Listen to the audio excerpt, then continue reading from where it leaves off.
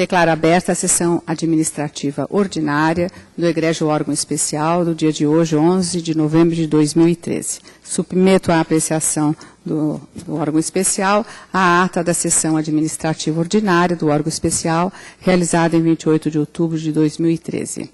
Alguma modificação se faz necessária? Podemos aprová-la tal como está. Ata aprovada, decisão unânime. A secretária para o pregão do primeiro processo.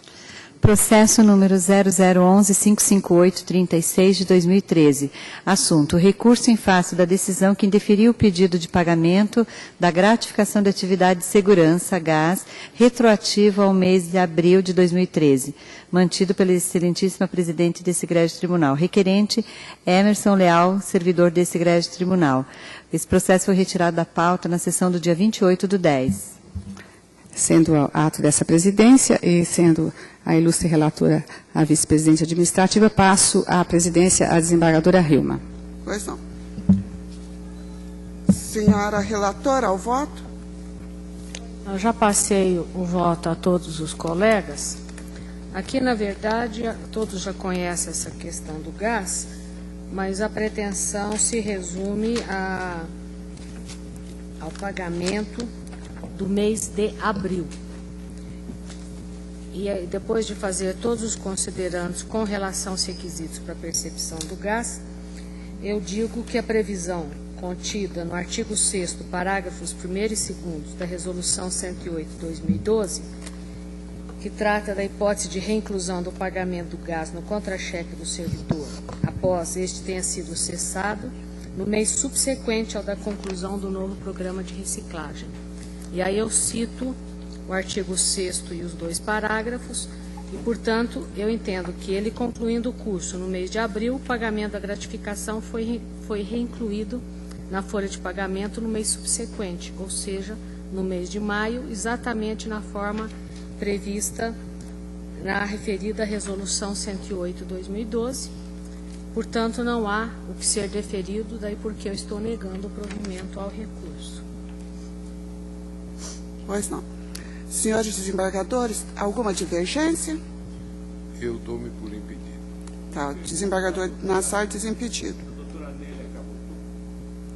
Não, mas ela está de férias.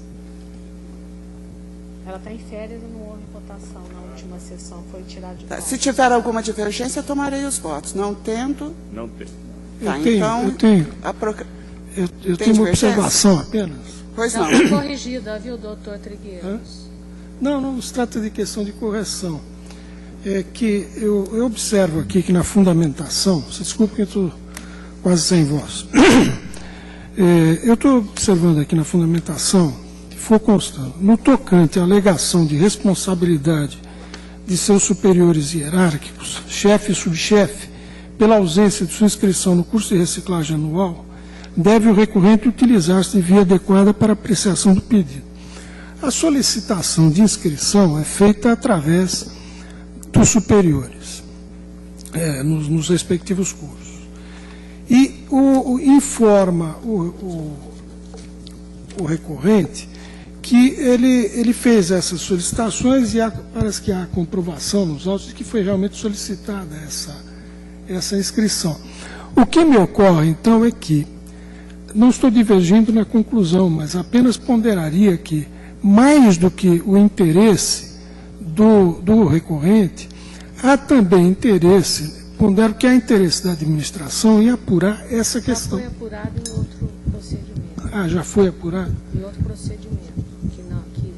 Então está muito bom. Era isso que eu queria, a informação que parecia relevante. Então, sem isso, não tenho objeção alguma. Pois não. A proclamação do voto? Por maioria de votos, vencidos o excelentíssimo senhor, não vencido, na verdade declarou-se impedido o excelentíssimo desembargador Nelson Nazar, foi negado provimento ao recurso nos termos do voto da excelentíssima senhora relatora. Pois não, está proclamado o voto, devolvo à presidência. Pois não, obrigada. Vamos ao processo número 2.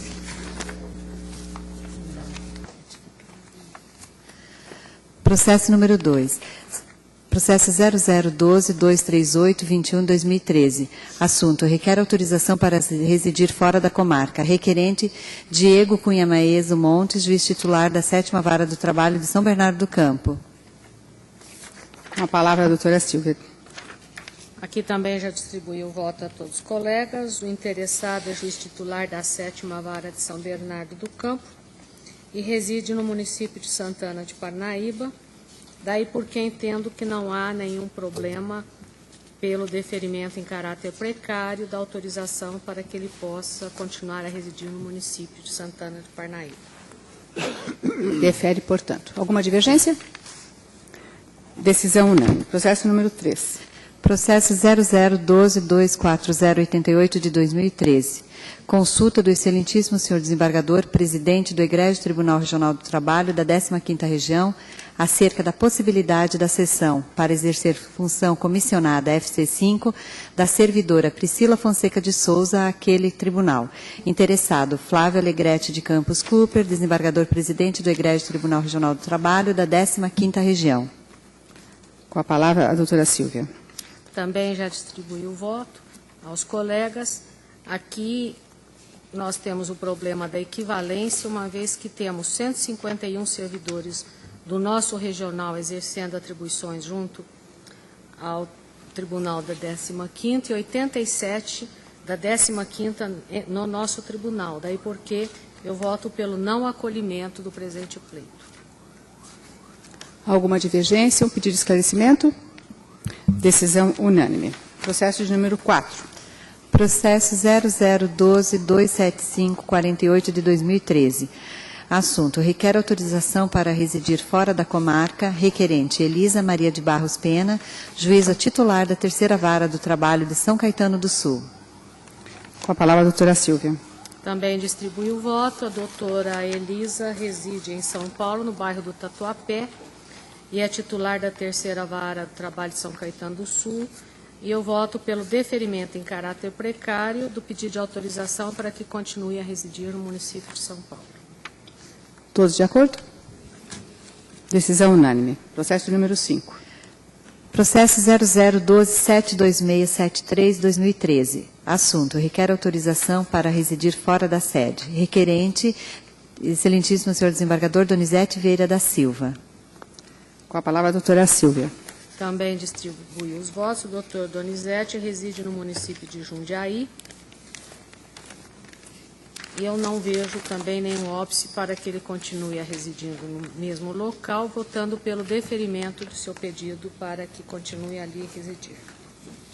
Alguma divergência? Decisão unânime. Encerrados os processos da sessão administrativa ordinária do órgão especial, declaro-a encerrada e, de imediato, abro a sessão administrativa ordinária do órgão especial, abro a sessão judicial do órgão especial, ao pregão do primeiro processo. Processo número 0005106110 de 2013. É um mandado de segurança. Relator, excelentíssimo senhor desembargador Sérgio Vinic, e revisor, excelentíssimo senhor desembargador Luiz Carlos Gomes Godoy. Impetrante, Fabrício Vieira dos Santos. Impetrado ato da excelentíssima senhora desembargadora presidente do Egrégio Tribunal Regional do Trabalho da 2ª Região, doutora Doralice. Ante meu impedimento, passo à presidência, doutora Silvia. Parece que há um advogado para sustentar. Só isso, doutora, para lembrá-la. Dispensa o relatório, doutor? Sim, excelência. Pois não, a sustentação. Pois não. Excelentíssima senhora doutora desembargadora, presidente desse Egrégio Tribunal Regional do Trabalho da 2ª Região, no qual saúdo os demais integrantes desse órgão colegiado. Excelentíssimo representante do Ministério Público do Trabalho, senhores julgadores. Aqui trata-se de um mandado de segurança em que se discute a legalidade do ato de demissão do servidor Fabrício Vieira dos Santos. Ele atualmente é analista judiciário, lotado na Vara do Trabalho de Santander e atualmente assessorando a juíza substituta daquela vara. Primeiramente, o mandado de segurança não se discute o mérito, se discute apenas a questão da legalidade, a legitimidade e a competência daquele ato que decretou a demissão. A primeira questão a ser colocada é com relação à competência, a incompetência, quer dizer, da autoridade coatora que decretou a demissão do impetrante servidor Fabrício. A questão se resume da seguinte maneira. O servidor Fabrício era servidor efetivo da Universidade Estadual do Mato Grosso do Sul no período de 2006 a junho de 2011. E nesse período, mais precisamente de 2008 a março de 2011, ele foi cedido ao Ministério Público do Trabalho da 24ª Região. E lá exerceu durante esse período. Posteriormente, no próprio órgão sessionário, o MPT da 24ª Região, instaurou uma sindicância e, posteriormente, um processo administrativo para apurar supostos atos irregulares quando ele exercia a sua atividade laboral no órgão sessionário. Desde a instauração, a defesa manifestou no sentido que o órgão sessionário ele poderia instaurar, poderia fazer a instrução probatória desse processo administrativo, mas, posteriormente, em razão do vínculo efetivo que ele tinha com a UEMS, o Ministério do Trabalho deveria retornar esse processo para a UEMS, que é o órgão competente de fazer esse julgamento. O Ministério do Trabalho, infelizmente, resolveu julgar o processo administrativo, aplicando penalidade ao impetrante Fabrício Vieira dos Santos. A defesa, então, recorreu daquela decisão do MPT da 24ª Região ao procurador-chefe do Ministério Público do Trabalho em Brasília.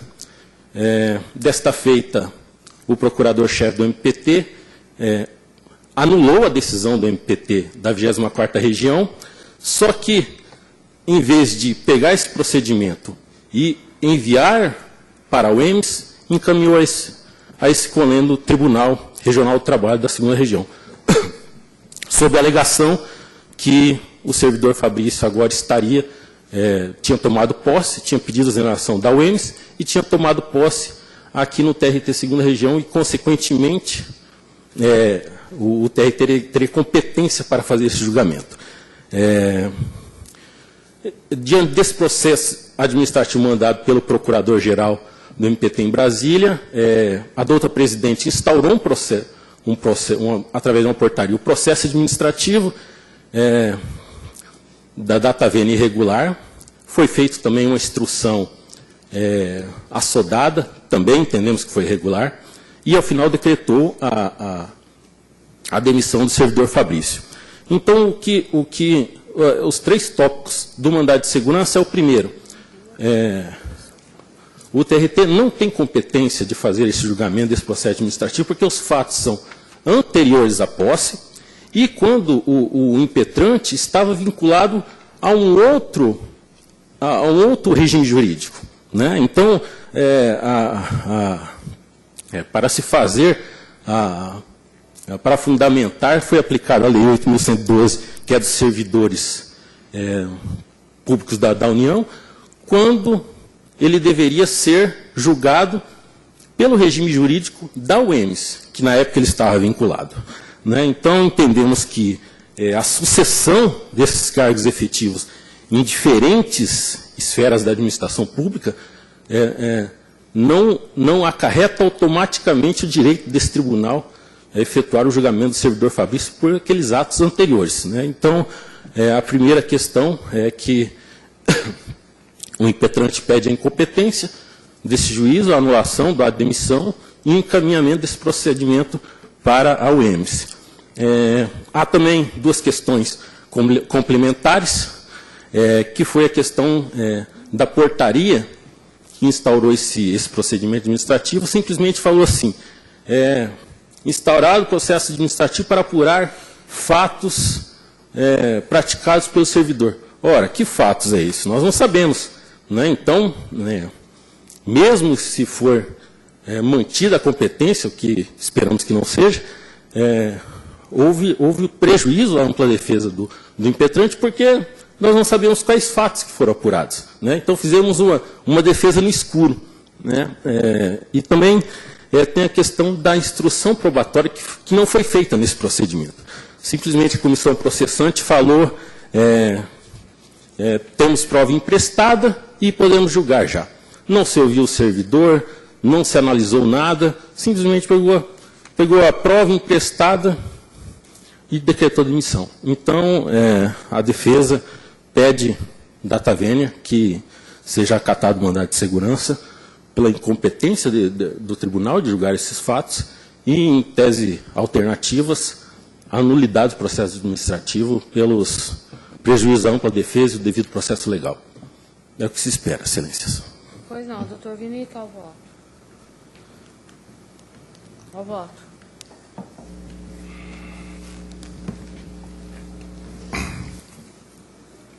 O impetrante pertenceu ao quadro de servidores da Universidade Estadual do Mato Grosso do Sul no período de agosto de 2006 a junho de 2011, tendo sido cedido para o Ministério Público Federal do Trabalho, Procuradoria da 24ª Região, entre setembro de 2007 a março de 2011, assumindo o cargo de analista judiciário perante este egrégio TRT da 2ª Região, em maio de 2011.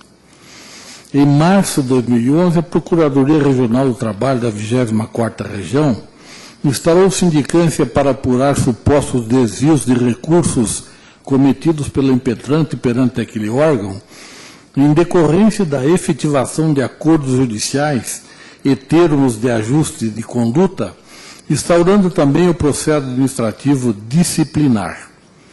O procurador-chefe entendeu que o impetrante violou diversos deveres funcionais e converteu a exoneração levada a efeito em março de 2011 em destituição do cargo em comissão nos termos do artigo 127(5), combinado com 132(8) ou 13 e 135 da Lei 8.112 de 90. Nos autos do recurso administrativo interposto pelo impetrante, o Procurador-Geral do Trabalho declarou a nulidade da aplicação da penalidade de destituição do cargo em comissão por vício de competência, determinando a remessa dos autos a esse regional. A autoridade dita coatora, através da portaria PR-SGP 73/2012, instaurou o processo administrativo disciplinar em face do impetrante e, ao final, aplicou a penalidade de demissão. Tudo como consta de folhas 90 a 125. O impetrante suscita incompetência do Tribunal Regional do Trabalho de 2ª Região para apreciar e julgar o procedimento administrativo disciplinar, requerendo a remessa dos autos à Universidade Estadual do Mato Grosso do Sul, porquanto os fatos apurados ocorreram à época em que era servidor efetivo daquela universidade, não obstante o pedido de exoneração. Alega que é impossível que este Tribunal Regional julgue fatos pretéritos e analise a vida funcional desse servidor durante o período em que não era integrante do quadro deste tribunal. Que este é o posicionamento da Advocacia Geral da União, no sentido de que a competência do poder disciplinar e de julgamento para servidor público cedido deve ser exercida pelo órgão cedente, ao qual o servidor estava vinculado no cargo efetivo. Que a presidente desse regional é incompetente para o julgamento do processo administrativo por violação do princípio do juiz natural, artigo 5º, 53 da Carta Federal, que somente o órgão cedente, a Universidade Estadual do Mato Grosso do Sul, detém competência para julgá-lo, não obstante o pedido de exoneração em junho de 2011, até porque estava vinculado ao regime jurídico próprio daquela instituição e registrado em legislação estadual, diversa da Lei 8.112 de 90, aplicada pela autoridade dita coatora. Que a natureza da responsabilidade administrativa depende do âmbito jurídico no qual a irregularidade se consuma. Invoca a nulidade da portaria que determinou a instauração do processo administrativo disciplinar, porquanto não apresentou o motivo nem o objeto da investigação, prejudicando a defesa do servidor, nos termos do artigo 26, caput e parágrafo 1º da Lei 9784 de 99, bem como a garantia constitucional do contraditório e ampla defesa da Carta Federal em seu artigo 5º, 55 e enunciados 20 e 21 da súmula de jurisprudência do Supremo Tribunal Federal. Argumenta que o processo disciplinar instaurado em sede desse TRT é autônomo e diferenciado, sendo nulo por sequer abrir prazo para o acusado produzir eventuais provas, não bastando o fato de já haver sido feito, instruído pelo Ministério Público do Trabalho do Mato Grosso do Sul, já que é a comissão processante que tem a obrigação legal de esclarecer e especificar os fatos e produzir provas. Que a invocação genérica e arbitrária dos princípios da celeridade e economia processuais tolheu a instrução probatória do processo administrativo, uma vez que o indiciamento e julgamento do impetrante esteve alicerçado apenas e tão somente sobre as provas emprestadas, sequer havendo interrogatório do acusado, em afronta ao artigo 159 da Lei 8.112 de 90. O mandado de segurança pode modificar qualquer ato praticado pela autoridade coatora, violador de direito líquido e certo da parte, desde que presente os requisitos legais, quais sejam o fumus boniuris e o periculum in mora, e desde que ajuizado no prazo legal, examinando a documentação acostada, contudo entendo que este não é o caso dos autos. Inicialmente não prospera a tese do mandamos acerca da incompetência do processamento e julgamento do procedimento administrativo por este egrégio tribunal. Com efeito, os fatos apurados pela comissão processante que redundaram na pena de demissão ora combatida ocorreram à época em que o impetrante era servidor concursado da Universidade Estadual do Mato Grosso do Sul, estando cedido à Procuradoria Regional do Trabalho da 24ª Região. Justamente por esse motivo é que a sindicância foi instaurada no âmbito da Procuradoria de Mato Grosso do Sul, uma vez que foi naquela sede que ocorreram as supostas irregularidades cometidas pelo então acusado. Ocorre que, durante a apuração dos fatos pela comissão, o acusado pediu exoneração do cargo perante a Universidade Estadual do Mato Grosso do Sul e tomou posse em novo cargo público perante este regional, como analista judiciário. A princípio, portanto, a competência para a análise do resultado do processo administrativo caberia ao órgão cedente, ou seja, a Universidade do Mato Grosso. Ocorre que o caso subjúdice envolve situação excepcional, já que o então acusado não mais era servidor da universidade ao final do procedimento administrativo e, portanto, o órgão cedente não mais detinha qualquer jurisdição para processar e julgar o impetrante. A pretensão de remessa dos autos à Universidade Estadual beira o absurdo, pois, como pretende o impetrante ser julgado por órgão estatal do qual está completamente desvinculado, a partir do momento em que houve o acolhimento e publicação do pedido de Exoneração: a Universidade Estadual do Mato Grosso do Sul não possuía mais competência para apurar suposta conduta irregular do servidor. Como bem observou o ilustre procurador do trabalho em seu parecer, a rigor, a Universidade Estadual do Mato Grosso do Sul não deveria ter aceito o pedido de exoneração até a conclusão final do processo disciplinar na forma que determina o artigo 275 da Lei Estadual do Mato Grosso do Sul, número 1102 de 90. In verbis, o funcionário que responde a processo disciplinar não poderá ser exonerado a pedido ou aposentado voluntariamente após a conclusão do processo disciplinar e o cumprimento da penalidade quando aplicada. No mesmo sentido, versa o artigo 172 da Lei 8.112 de 90. O servidor que responder a processo disciplinar só poderá ser exonerado a pedido ou aposentado voluntariamente após a conclusão do processo e o cumprimento da penalidade a caso aplicada. Todavia, como órgão estatal, acolheu o pedido do impetrante e procedeu à respectiva exoneração, no caso, não há que se falar em competência específica do órgão cedente para julgamento do feito, uma vez que o impetrante não mais faz parte de seu quadro de servidores.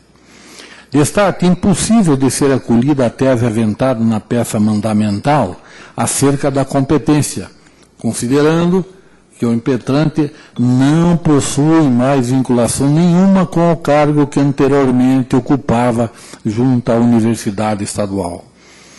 Na verdade, o que se vislumbra do processado é a tentativa do acusado em buscar em todas as formas se esquivar da aplicação de possível penalidade, já que a Universidade Estadual, repriso, não mais figura como empregadora do impetrante. Tal a conclusão do ilustre procurador do trabalho. A finalidade das normas indicadas é justamente impossibilitar que o investigado busque se furtar das consequências das eventuais faltas cometidas. Essa lógica possibilita ainda que, no caso de vir a lume irregularidades após a exoneração, o órgão cumpra o dever de operar ou de apurar e aplicar a penalidade que se fizer necessária. Não excede lembrar que o artigo 137 da Lei 8.112 de 90 prescreve que a pena de demissão ou destituição de cargo em comissão, em determinados casos, terá o efeito de impossibilitar que o apenado assuma novo cargo público federal pelo prazo de 5 anos. Tudo como consta de folhas 139 e 140 dos autos. Em caso, considerando que o impetrante logrou êxito em exonerar-se da Universidade Estadual e atualmente exerce o cargo público de analista judiciário perante este egrégio Tribunal do Trabalho, agiu bem o ilustre Procurador-Geral do Trabalho ao remeter os autos para julgamento perante este órgão federal. Isto porque, considerando a excepcionalidade do caso, a questão resolve-se na atribuição de competência à autoridade a qual o servidor está vinculado quando do julgamento do processo administrativo disciplinar. Tal o direcionamento consignado no Manual de Processo Administrativo Disciplinar, elaborado pela Controladoria Geral da União. No tocante ao julgamento, convém antecipar que, se o acusado estiver ocupando novo cargo público federal em outro órgão, a decisão competirá à autoridade desse segundo órgão. Nada mais lógico do que tal conclusão, O artigo 143 da Lei 8.112 de 90 não deixa margem à dúvida de que a competência para instauração do processo administrativo disciplinar é da autoridade que tiver ciência da irregularidade. Ou seja, a norma legal privilegia o local do cometimento da infração, como ocorreu na hipótese dos autos.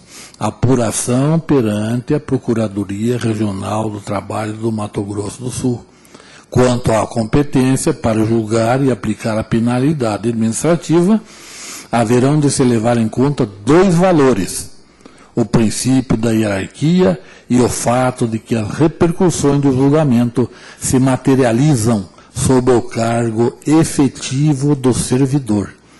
Pelo princípio da hierarquia que rege a administração pública, o servidor efetivo integrante do órgão público não pode ser julgado pela autoridade de outro órgão. Dessa forma, no caso em que o servidor cometa infração em órgão para qual está cedido, a competência para o julgamento do feito é da autoridade do órgão onde o infrator mantém seu cargo efetivo no momento do julgamento, no caso, esse tribunal, independendo do local em que o servidor exerceu seu cargo à época dos fatos, Procuradoria Regional do Trabalho do Mato Grosso do Sul, ou mesmo o órgão ao qual estava subordinado no momento da ocorrência, Universidade Estadual do Mato Grosso do Sul. O processo administrativo disciplinar há de ser instaurado, como foi, no âmbito do órgão em que tenha ocorrido a suposta irregularidade funcional. Uma vez concluído o trabalho da comissão processante, os autos devem ser encaminhados para julgamento perante a instituição que mantém o acusado em cargo efetivo, no caso, este regional. Não houve, portanto, violação do princípio do juiz natural ou afronta ao artigo 5º, 2º da Constituição Federal. Nesse sentido, também o parecer da Procuradoria-Geral do Trabalho, ao mencionar decisões proferidas pela Controladoria-Geral da União. Se o infrator já se encontra investido em outro cargo público federal, de outro órgão, ou julgamento e a aplicação de pena, seja qual for, devem ser transferidos para esse outro órgão. Esse entendimento foi ratificado pela Advocacia Geral da União, quando o Advogado-Geral da União, por meio do aviso AGU número 331, de 14 de outubro de 2010, aprovou o parecer do Ministério Público CGU-AGU número 1 de 2010, nos termos do despacho do Consultor-Geral da União número 73 de 2010. Embora aquele caso concreto se referisse especificamente a esclarecimento de competência ministerial para aplicar pena de demissão, a peça de aproveita de forma genérica para sustentar a tese de que a competência para julgar, em que se insere, quando é o caso, indissociavelmente a aplicação da pena cabível, atrela-se ao poder hierárquico à época do julgamento. A competência para julgar recai sobre a autoridade a que o servidor se encontra subordinado no momento do julgamento, e não sobre a autoridade a que estava subordinada à época dos fatos. Tudo conforme consta de folha 79/80, onde foi transcrito este respeitável parecer. Não se pode permitir que a exoneração do impetrante do órgão estadual e posterior ingresso em órgão federal inviabilize a devida apuração administrativa e consequente julgamento da conduta do servidor, tornando inócua a aplicação de penalidades porventura devidas. Seria admitir o absurdo, uma vez que bastaria a aprovação em algum concurso público ou a nomeação para outro cargo em comissão para eximir-se de responsabilidades. As alegações relativas à submissão exclusiva à legislação estadual também não merecem acolhida, eis que o servidor público, inclusive o impetrante, no exercício de função comissionada perante a Procuradoria de Mato Grosso do Sul, está submetido ao regime jurídico estatuído pela Lei 81/12 de 90. Rejeito, pois, a alegação de incompetência suscitada no mandamus, declarando que a autoridade competente para julgar e aplicar a penalidade ao impetrante é a excelentíssima senhora desembargadora do Egrégio, presidente do Egrégio Tribunal do Trabalho da 2ª Região. No mais, em que pese a extensa argumentação do impetrante quanto à inobservância do devido processo legal, os documentos trazidos aos autos demonstram que a condução do processo administrativo e a consequente penalidade de demissão aplicada observa a legislação vigente e primaram pela garantia constitucional do contraditório e ampla defesa, restando improvado pelo impetrante qualquer prejuízo decorrente do procedimento adotado. Não se verificam as nulidades suscitadas quando da instalação da portaria PR-SGP número 73 de 2012. Primeiro porque a portaria de instauração do processo administrativo disciplinar neste egrégio regional prescindia de descrição detalhada dos fatos apurados e das supostas infrações cometidas, bem como do elemento motivação. A jurisprudência é uníssona ao entender que não é preciso, na instauração do processo administrativo, detalhar os fatos investigados e seus limites, inclusive para própria manutenção da integridade do servidor. Não há que se falar em fronte ao artigo 26 da Lei 9.784 de 99, já que a primeira fase do processo administrativo disciplinar, instauração, observou os requisitos formais impostos pelos artigos 149 a 151 da Lei 8.112 de 90, nomeando a comissão tríplice para estudo do processo, folhas 90. Ademais,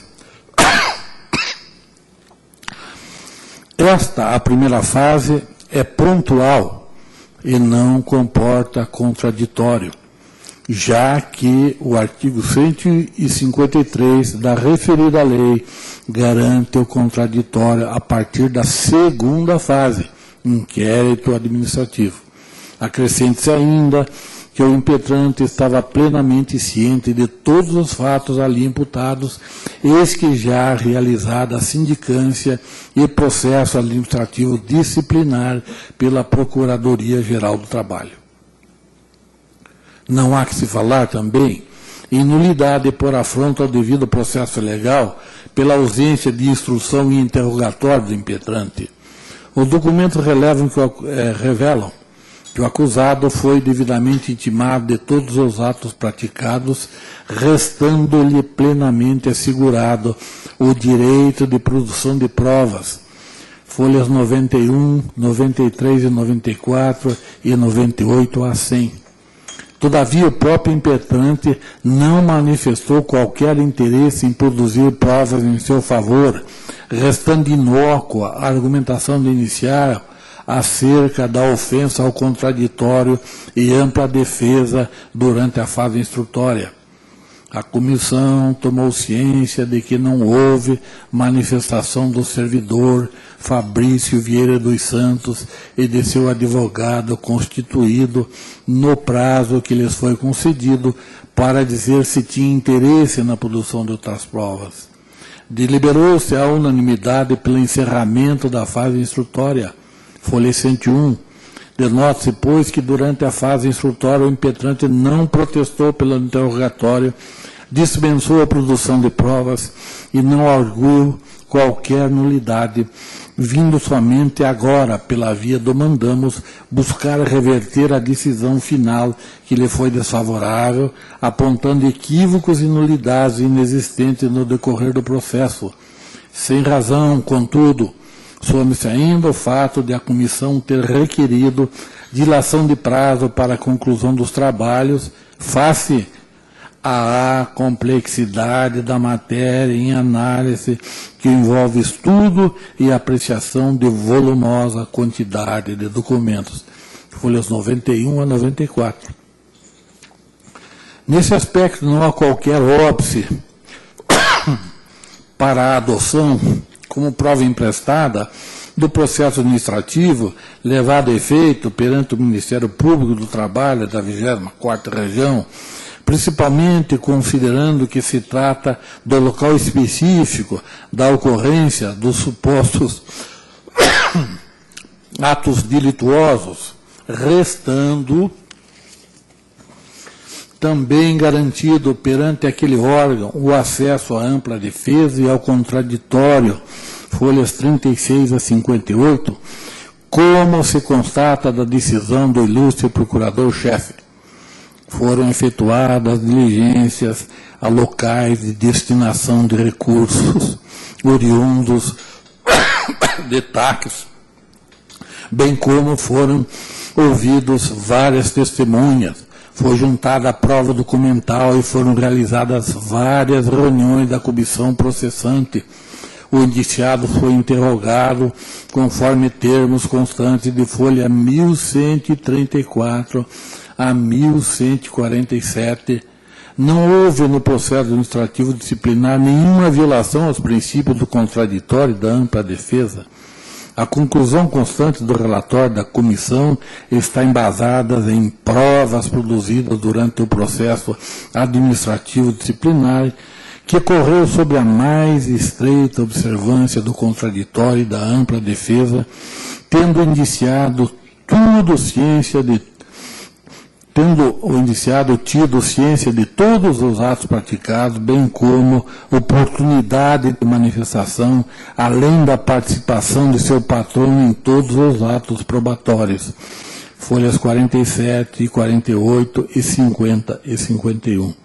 Transcrevo também, por oportuno, parecer da assessoria do Procurador-Geral do Trabalho.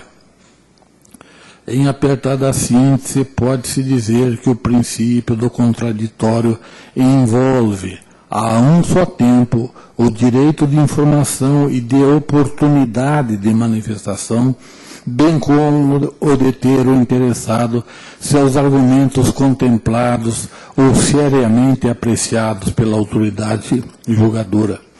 Vê-se, na análise dos autos, que tanto o servidor quanto o seu advogado foram cientificados de todos os atos praticados pela comissão, sendo-lhes oportunizado, inclusive, vista dos autos da sindicância, folha 285, e requerimento de produção de provas, tendo o advogado participado das diligências e oitivas de testemunhas, folhas 68 e 69.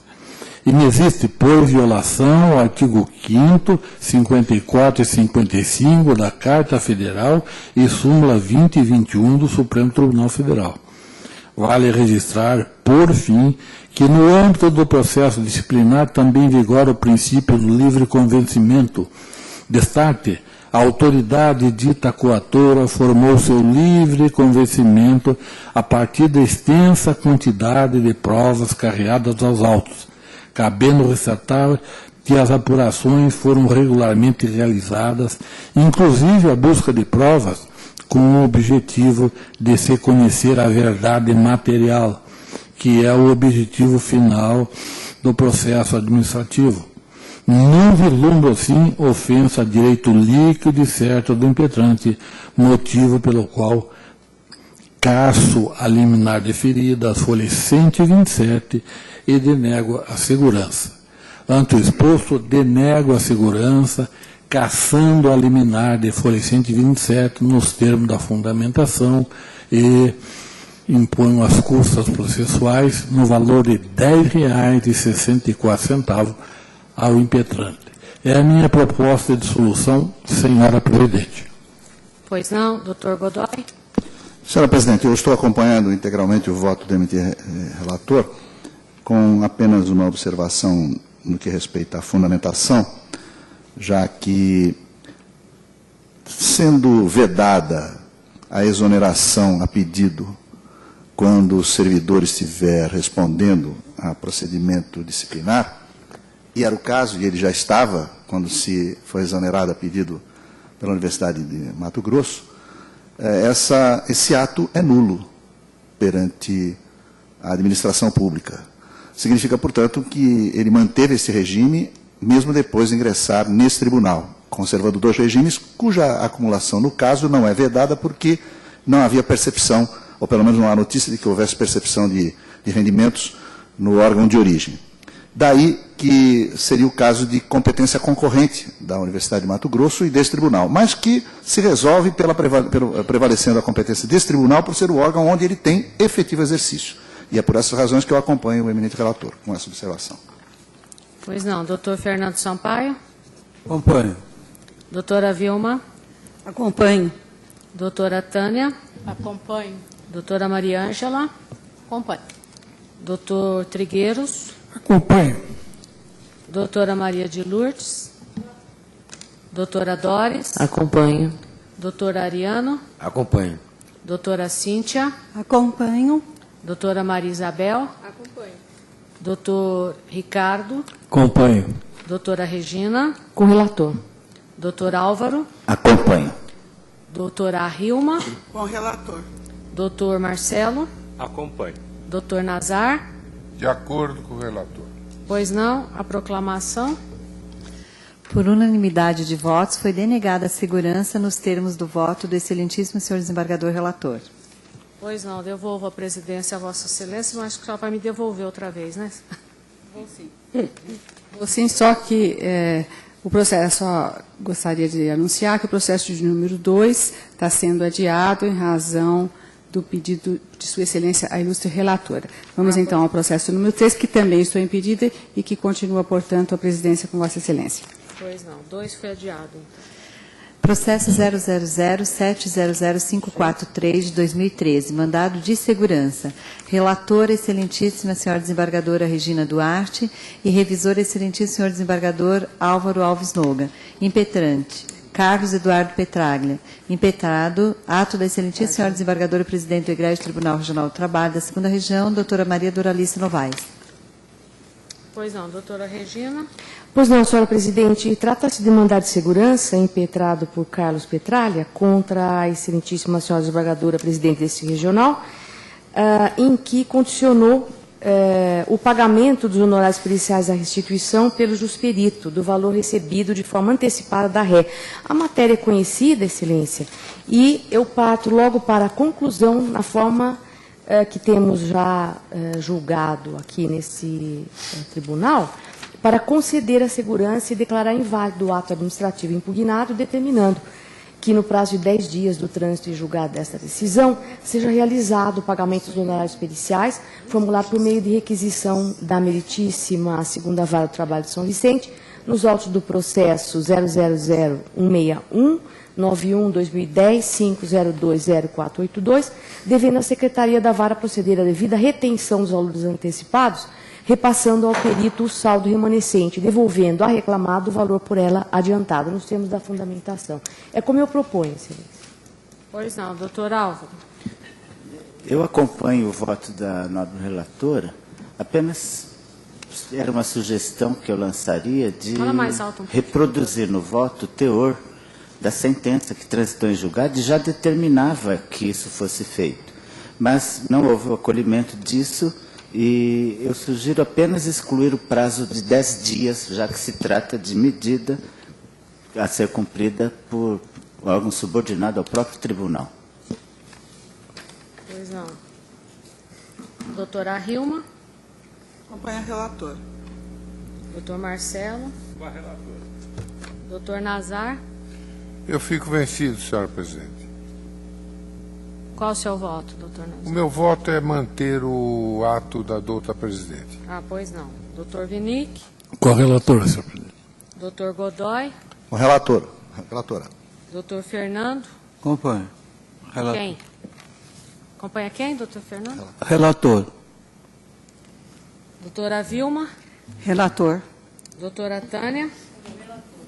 Doutora Mariângela. Eu acompanho, senhora presidente, mas acolho também a sugestão do desembargador Álvaro. Ok. Doutora Maria de Lourdes. Doutora Doris. Eu acompanho a relatora, mas eu tenho dificuldade de visualizar o cumprimento deste prazo aqui, então vou acompanhar a observação do desembargador Álvaro. Doutor Ariano. Eu penso que a administração do tribunal tem que cumprir prazo também, como todo mundo. Eu acompanho integralmente a relatora. Doutora Cíntia. Com a relatora. Doutora Maria Isabel. Com a relatora. Doutor Ricardo. Com a relatora. A proclamação. Fui esquecido aqui. Desculpa, doutor Trigueiros. Eu voto com a relatora. Desculpa, com a relatora? Isso. Tá, desculpa. Alguém mais faltou? Ok, a proclamação. Por maioria de votos, foi concedida a segurança. Ficou vencido o excelentíssimo doutor Nazar. Pela ordem, senhora presidente. Me parece que as manifestações a partir do eminente desembargador Álvaro não foram de divergência, mas sim de sugestão, o que seria acréscimo ao voto. Portanto, não estariam vencidos os magistrados que com ele votaram. Não é? Não, mas não falou que eles ficaram vencidos. Ficou vencido o doutor Nazar. Ah, pois não. Então, desculpe a minha... Foi o doutor Nazar que ficou minha impertinente intervenção. O doutor Nazar votou contra mesmo. Devolvo a presidência à doutora Doralice. Aqui não pode direcionar, não. Ao pregão do processo de número 4. Processo 000968161 de 2013. Mandado de segurança. Relator, excelentíssimo senhor desembargador Ricardo Verta Ludovici. Revisor, excelentíssimo senhor desembargador Álvaro Alves Noga. Impetrante, Vera Cristina Queiroz Teles. Impetrado, ato do diretor-geral da administração do Egrégio Tribunal Regional do Trabalho da 2ª Região. Pois não, com a palavra o Lúcio Relator. Senhor presidente, eu entendo que não há como cogitar em modificar o ato da administração, uma vez que existe a folha 16, inquérito policial investigatório de adulteração nas cartas de margem consignáveis emitidas em nome do falecido servidor Luiz Teles, que é instituidor da pensão, cuja beneficiária é a ordem pretante, de modo a evidenciar circunstâncias de natureza discricionária que impede mesmo a expedição da almejada carta margem. Também, nesse sentido, o parecer nos autos do Ministério Público da União e o artigo 1 do ato GP 14 de 2009 desse tribunal. Então, estou sugerindo a denegação da segurança. Pois não. Com a palavra o desembargador revisor, doutor Álvaro. Eu acompanho o relator. Algum pedido de informação? Alguma divergência? Decisão unânime. Processo número 5. Esse é um grande estilo. Processo 000989115 de 2013. Conflito de competência. Relatora, excelentíssima senhora desembargadora Maria Isabel Cueva Moraes. Revisor, excelentíssimo senhor desembargador Ricardo Verta Ludovici. Suscitante, excelentíssimo senhor desembargador Benedito Valentini, MM desembargador da Egrégia 12ª Turma. Suscitada, excelentíssima senhora desembargadora Yara Ramírez da Silva de Castro, MM desembargadora da Egrégia 12ª Turma também. Com a palavra o desembargador relator, doutor Benedito Valentini. Não, perdão, desculpe, a doutora Maria Isabel, o doutor Valentino é o desembargador suscitante. Doutora Maria Isabel, com a palavra. Me parece que é uma hipótese parecida com que nós julgamos na sessão anterior. Houve um acórdão que teve como relator o excelentíssimo senhor Dr. Francisco Ferreira Jorge Neto e como revisor o Dr. Benedito Valentino. e o Dr. Jorge, à época, compunha a 12ª turma. Os autos retornaram à vara de origem depois do trânsito em julgado e foi proferida nova decisão e houve novo recurso ordinário. Os autos retornaram à 12ª turma. No caso, eu entendo que não houve o enquadramento da hipótese no inciso 1º, parágrafo 3º do artigo 82 do regimento interno dessa Casa, uma vez que o deslocamento do doutor Francisco não se deu na hipótese de vacância. Então, por decorrência, e até citando já outros julgados desse colegiado, eu estou entendendo que é procedente o conflito de competência e devendo o processo permanecer com a excelentíssima senhora desembargadora doutora Yara Ramires. Seria esse o meu entendimento. Proposta. Pois não. Com o revisor, doutor Ricardo. Acompanho. Alguma divergência? Pedido de esclarecimento? Pois não. Pois não, você está impedido. Doutora Tânia? Divergência. Eu entendo que a hipótese é de vacância do cargo na turma e que, portanto, competente na hipótese é o revisor, doutor Benedito Valentim, mesmo, que então ficaria como autoridade competente para julgar. Senhora Presidente, algum voto mais nesse sentido? Pois sim, não. é porque eu acompanho o voto da doutora Tânia. Pois não. Alguém mais? Eu também. Bom, então vamos escolher os votos individualmente. Que é a Vargas, né? Doutora Isabel, doutor Ricardo. Doutora Regina, portanto, diverge. Acompanho a divergência da doutora Tânia. Doutor Álvaro. Acompanho o voto do relator. Relator. Doutora Silvia. Relator. Doutora Hilma. Relator. Doutor Nazar. Relator. Doutor Sérgio Vinick. Relator. Doutor Luiz Carlos Godoy. Relatora, senhora presidente. Doutor Fernando Sampaio. Divirjo também, entendendo que a competência do impetrante do conflito e, portanto, eu julgo improcedente o conflito. Pois não. Doutora Vilma? Acompanha a divergência. Doutora Tânia também está divergindo. Doutora Mariângela? Com a divergência. Doutor Trigueiros? Relator. Relator. Doutora Maria de Luiz Antônio? Relatora. Doutora Doris? Relatora, como temos julgado situações pretéritas. Doutor Manuel Ariano? Eu vou votar com a divergência, senhora presidente. Divergência? Tenho uma certa dúvida com esse caso aqui, mas nós temos um processo que está adiado com vista com a mesma matéria, né? Está acompanhando a divergência? Acompanha a divergência. Isso? Doutora Cíntia? No processo anterior, que foi lembrado pela desembargadora Doris, eu votei no sentido da divergência aqui suscitada, mas melhor me debruçando mais sobre o regimento, eu consegui me posicionar no sentido da relatoria deste, que vai ser a minha linha adotada, doravante. Pois não. Vamos a... pois não. Pode. Por maioria de... essa matéria, toda vez tem... Não, estou louco para sair. Tem a mesma discussão, não é? Por maioria de votos, foi julgada procedente o presente processo, nos termos do voto da excelentíssima senhora desembargadora relatora, vencidos excelentíssimos senhores desembargadores, Fernando Antônio Sampaio da Silva, Vilma Mazei Capato, Tânia Bizarro Quirino de Moraes, Mariângela de Campo Argento Muraro, Manuel Ariano e Regina Duarte. Pois não. Vamos ao processo número 6. Ao pregão. Processo 000783861 de 2013. Conflito de competência. Relatora excelentíssima senhora desembargadora Regina Duarte. Revisor excelentíssimo senhor desembargador Álvaro Alves Noga. Suscitante excelentíssimo senhor Nelson Bueno do Prado, MM juiz convocado da Igreja 16ª Turma. Suscitado excelentíssimo senhor Luiz Carlos Norberto, MM desembargador da Igreja 1ª Turma. Com a palavra do relator, a doutora Regina.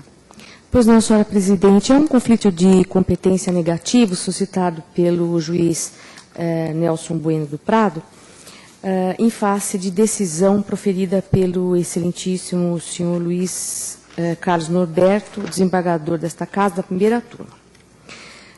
O juízo da primeira vara do trabalho de Embu declarou a incompetência da Justiça do Trabalho para julgar uma determinada reclamação. Contra esta decisão, o espólio, então, reclamante, interpôs um recurso ordinário que foi distribuído para a primeira turma desse tribunal, em que a distribuição foi para a relatoria do excelentíssimo senhor desembargador Luiz Carlos Norberto.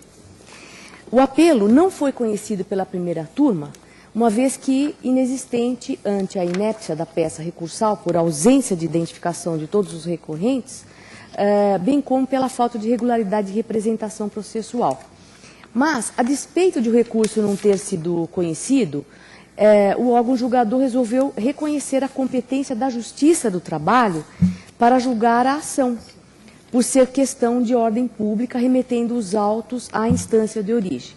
Então, neste caso, senhora presidente, o recurso interposto versava apenas sobre a competência material e para julgar e processar a reclamação. E, nesse contexto, a primeira turma, ainda que não tenha conhecido do apelo, ao prolatar a decisão de folhas 246, nós entendemos, SMJ, que o mencionado órgão fracionário acabou por solucionar de ofício a questão ventilada no recurso, exaurindo, portanto, a prestação jurisdicional ali requerida, e com isso atraiu para si a prevenção em relação aos recursos subsequentes. É por este motivo que a nossa proposta seria a de julgar procedente o conflito de competência suscitado pelo magistrado Nelson Bueno do Prado e declarar a competência da primeira turma desse regional sob a relatoria do excelentíssimo desembargador Luiz Carlos Norberto. É como eu proponho. Pois não, com a palavra o revisor, doutor Álvaro. Acompanho a relatora. Algum pedido de esclarecimento? Divergências? De forma que a decisão é unânime. Encerrados os processos, com condição de voto, declaro encerrada a sessão do órgão especial. Obrigada e até a próxima.